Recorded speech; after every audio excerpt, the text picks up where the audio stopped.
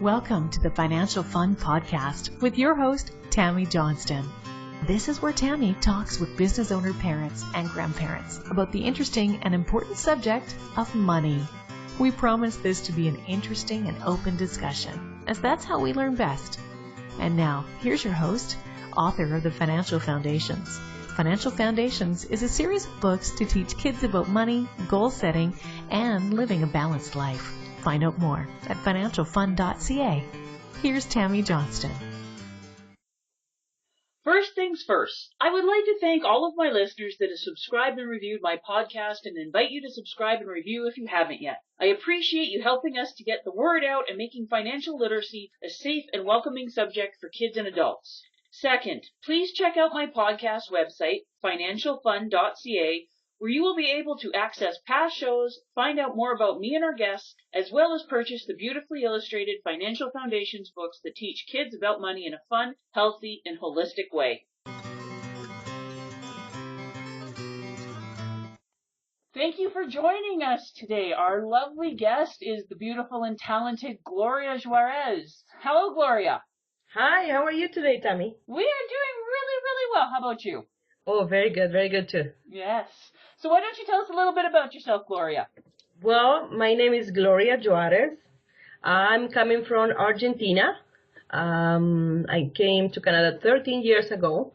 I have a wonderful husband and two daughters. One is 11 years old and the other one is almost 1 year. Oh my goodness, you've got a big gap in between the two of them there. Yes, a big surprise. Yes, keeps you very busy on your toes. What's your business, Gloria? My business is the Marriage Savers Cleaning Services, and we do residential cleaning, post-construction, and some janitorial. We cover the Calgary area. And, we are domestic superheroes. You are domestic superheroes. I am so happy when your crew comes through my house. Yeah. It brings the biggest smile to my life. You see? Yes, you are definitely some of my favoriteest people. Oh, my Lord, I'm so glad. Yes. So thank you for joining us, but I wanted to talk to you. So, yes, you're from Argentina originally. So, yes. Now that you've moved to Canada and you're a mom and stuff, what are some of the things that you're noticing are very different around the subject of money from when you were a kid in Argentina to coming to Canada? Well, when I was a kid, we were, I'm coming from a very poor family. We never have enough. We have to work a lot. My mom used to be a housekeeper too. My father used to work as a labor, but the money never was enough. So when I came here, I came with big dreams. I want to do this and that and many things, but I couldn't. So in a way, it's a little bit different, but it's not that different because you have to work for it. So that would be the difference, I guess. So things are a little bit better in Canada, but not all that different. Exactly. Yes. Yeah, that seems to be quite common. Like I remember, like when I was growing up as a kid, like I said, we were never without, but yeah, there was never money for extras or anything like that. And exactly. When I was a teenager, I used to, sell some cosmetics, right? Yes. Because I wanted to buy things for my school. Not, I didn't want to buy things for myself, like a pair of pants or shoes or something like that. Just wear things for the school. Those were my needs. Mm. Mm-hmm. Well, what are some of the things that you had wished you had learned about money as a kid that would have made your life a bit easier as an adult? I would say that I probably how to save properly. But there's one problem. We don't make enough money, so we cannot save. Yeah, you definitely have to have a bit more income than outgo in order to do the savings. But maybe to learn how to be more organized with the money.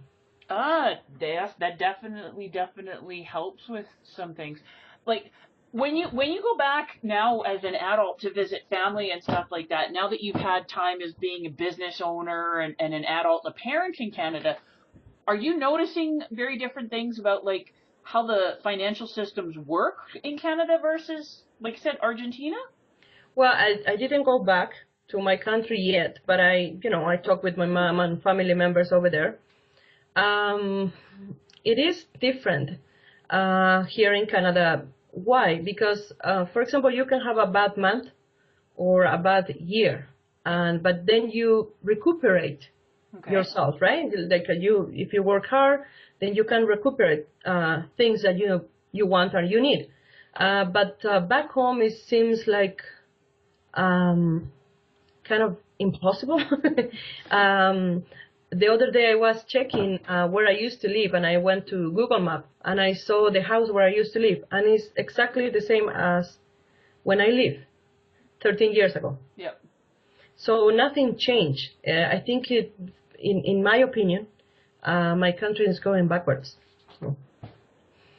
Well, I think that's an awful lot in different communities, and even in Canada, and definitely down in the States.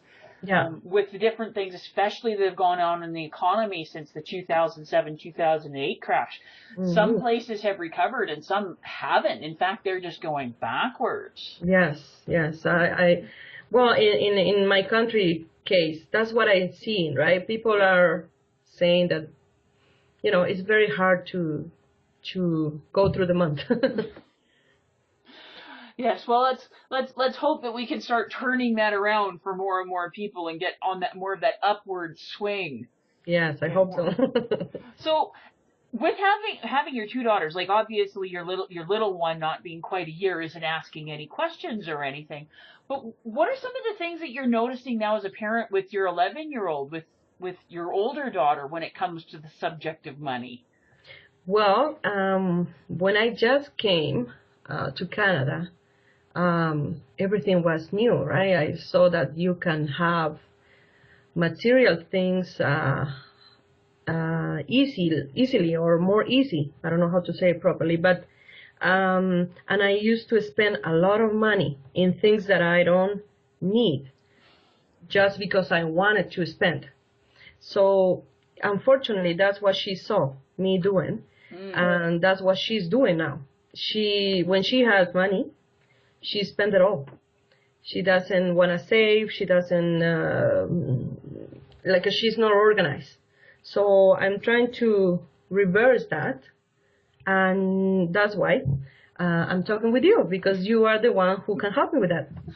Well, it's quite a common thing. It's not even so much like, yes, our kids very, very much pick up our attitudes and behaviors around money because they see it. And even if we're not aware that they're seeing it, they are. But there's so much in our culture because they turn on the TV, and even their TV shows are full commercials, and then you have the commercials in between, and everything. They watch TV with their parents, and it's buy now and pay later, and no money down, and this and that and everything, because our whole society is based on this consumerism.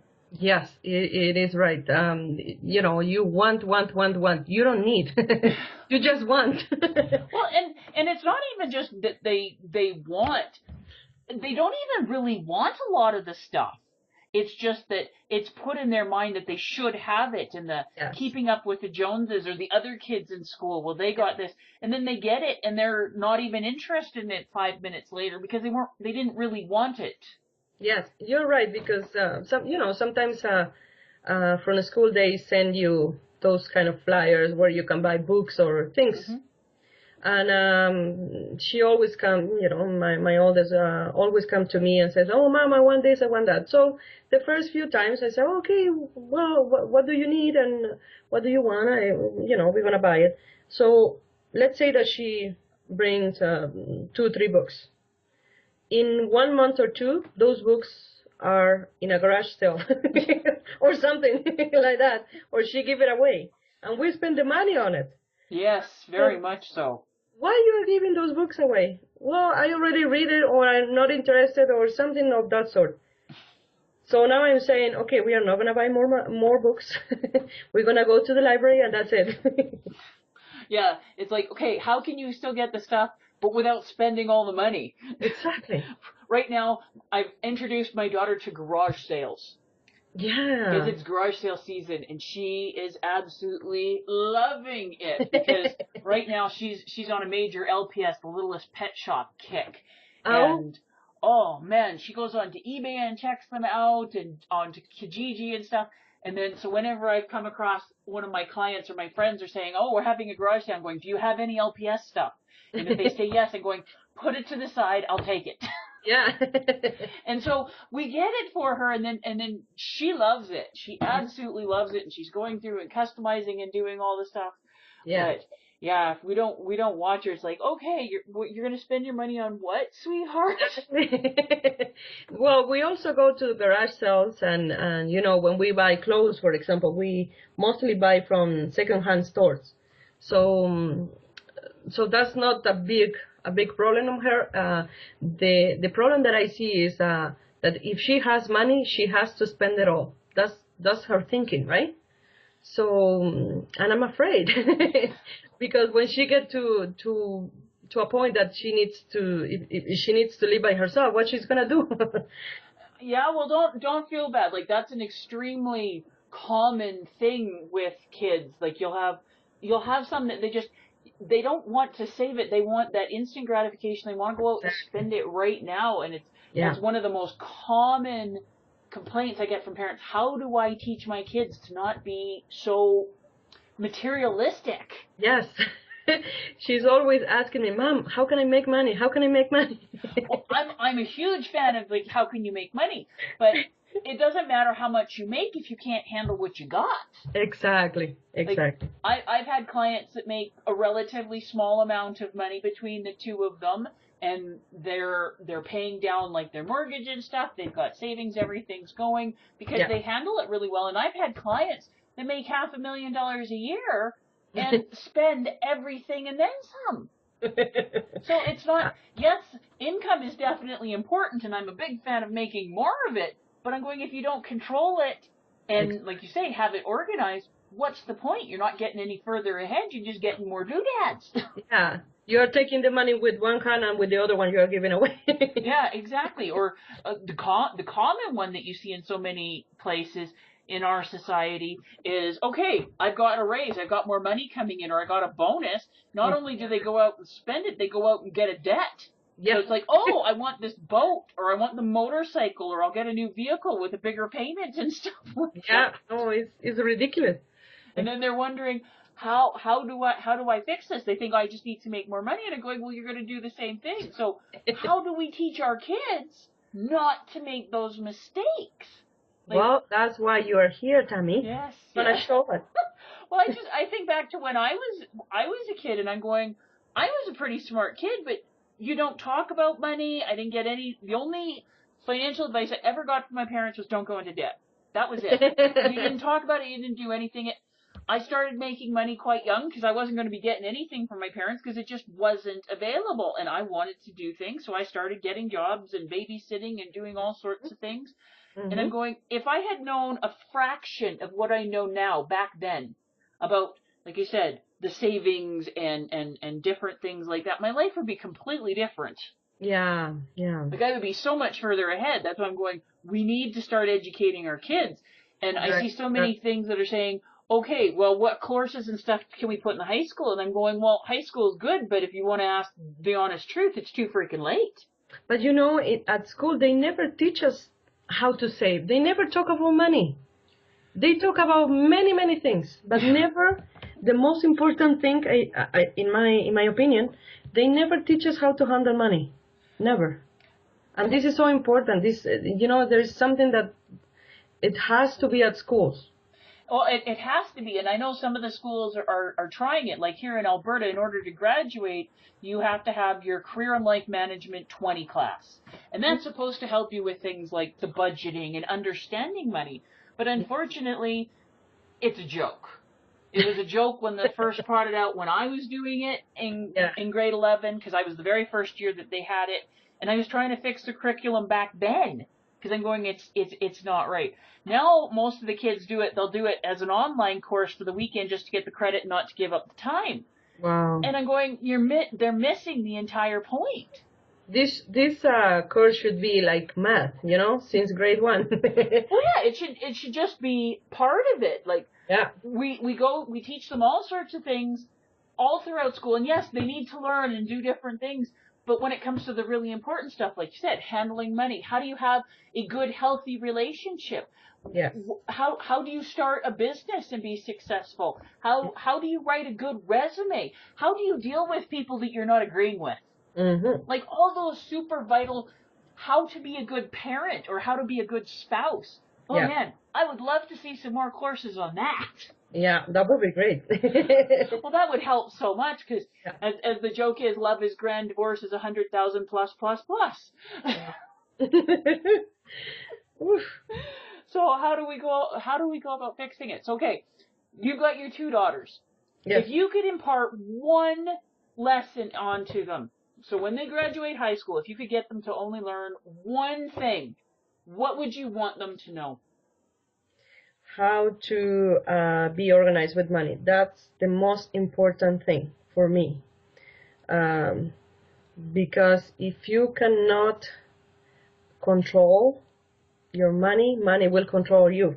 Oh, you have it. You have it. And that's a very sad place to be. I've been there, so now I'm, trying to do better. And it is hard because you have a habit, right? Mm-hmm. I'm almost 40, and I've been doing this for so long that sometimes, it's kind of a little bit hard. But yes, but you have to be organized.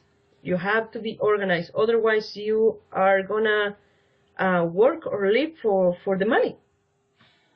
Yeah, I completely agree with you there. One of the first things I do with all of my clients, some don't need it because they naturally have it down. Yeah. But everybody needs a good functioning budget that actually fits for their life at the moment. Yes. Because a budget that you would have set up when you were 20 is going to be very, very different than a budget that you need now. But exactly. The basic framework is there, being aware of everything. So many people, they're bleeding to death because of mosquitoes, those little expenses that add up, like the $20 for fast food, the $5 for Starbucks, the $10 for the toys for the kids and stuff that they're only going to play with for 5 minutes. Yeah. And they're going, where does all my money go? Because they're not aware of all those little purchases and stuff that add up very, very quickly.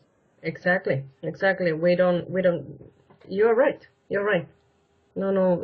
We have to be, like I said, organized. There are those little expenses that you don't think about it, right? Okay, I have the money, I'm gonna pay. Oh, I have the money, I'm gonna do this, and you don't care. But then, when you see your statement or whatever, it's really hard. It's really hard because you were spending money that you didn't have, and then you're going to get in trouble. Yeah, it's another one of the reasons why I'm such a big fan of having people use cash as much as possible, because it's much more concrete, it's tangible. They see it in the wallet, and they have to actually hand over the $20 bill or something like that. Where when you're always using plastic, using the debit card or the credit card, yes, it's invisible until you get the statement at the end of the month going, oh my goodness, where'd the money go? Exactly. So exactly. I like to make people much more aware and to slow them down and to make them conscious of their habits, because 95% of everything that we do is just habit. And if you've got good habits, it's wonderful because it's working for you. But so many of us have bad habits in at least a few areas, and money's a common one because we're so busy and we're so stressed. Like, you've got a little one still in diapers and thinking about getting around, and you've got one that's going to be hitting the teenage years here soon, and you're trying to juggle everything, and you're stressed and pulled in a million different directions while trying to be a mom, a wife, and a business owner. You're right. And you were also right about how we consume, right? For example, sometimes you want to buy a pair of jeans or whatever, and you go and buy the pair of jeans, and the next month you saw another pair of jeans that are more trendy or whatever, and you want to go and buy that new one, right? Yeah. You don't need it. You just wanted to buy it. And that's how we spend all our money. Our cell phone, right? Yep. The last one that, for example, one of the companies have here is, very edgy or whatever, however you want to see it.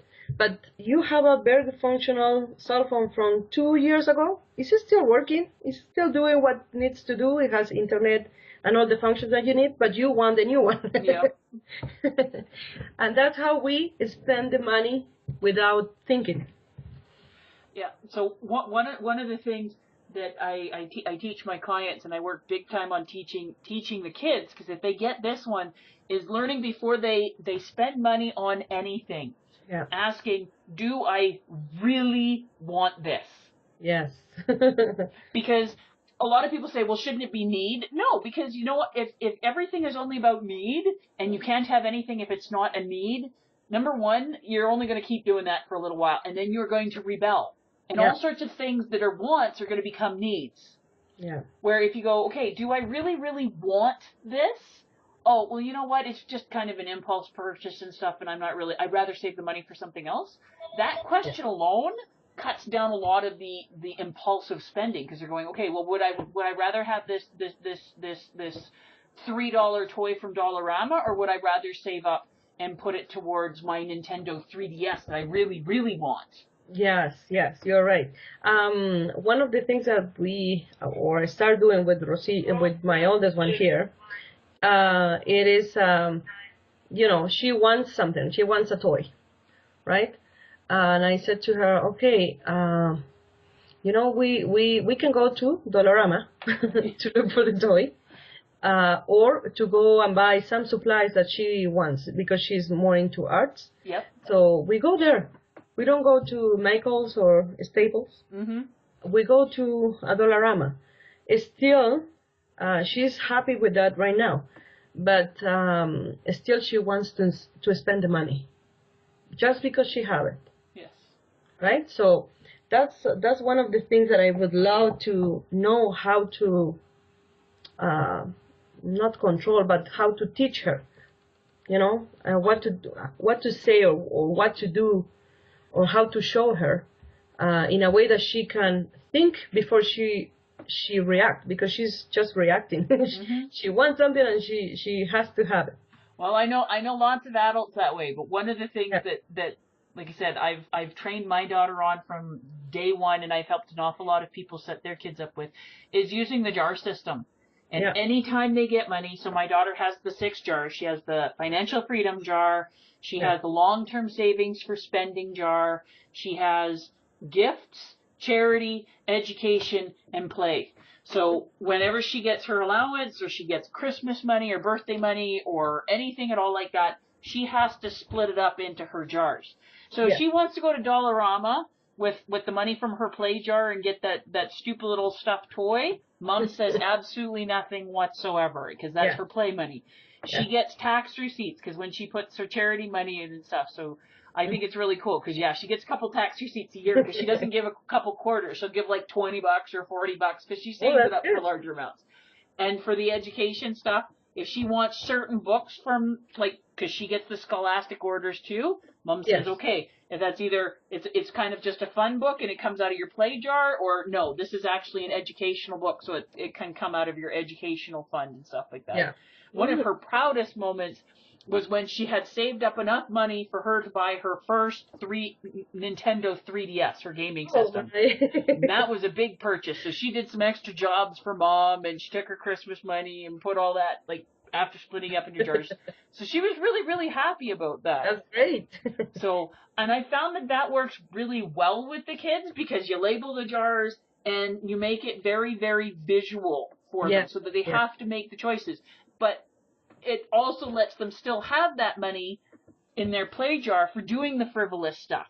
Yes. But makes them planning, because when they're kids, it's easy for them to spend all their money, because Mom and Dad are paying all the bills. Yes. But like you said, when she moves out, how is she going to function if she doesn't learn these skills? Exactly. That's my main concern. Yes. Well, thank you very much for joining us, Gloria. Oh, no problem at all. Thank you for All right. inviting. Have a wonderful day. You too, Tammy. Thank you so much.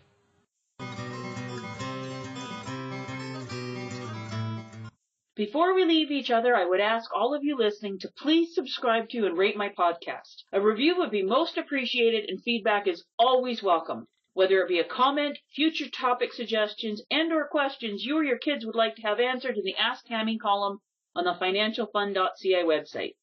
Please feel free to check me out on Facebook at Financial Foundation's Children's Books, on Twitter at Financial Fund, and Instagram at financial.fun. Thank you for joining us for this episode of the Financial Fun Podcast. Join Tammy Johnston again next week. For more information, please visit financialfun.ca.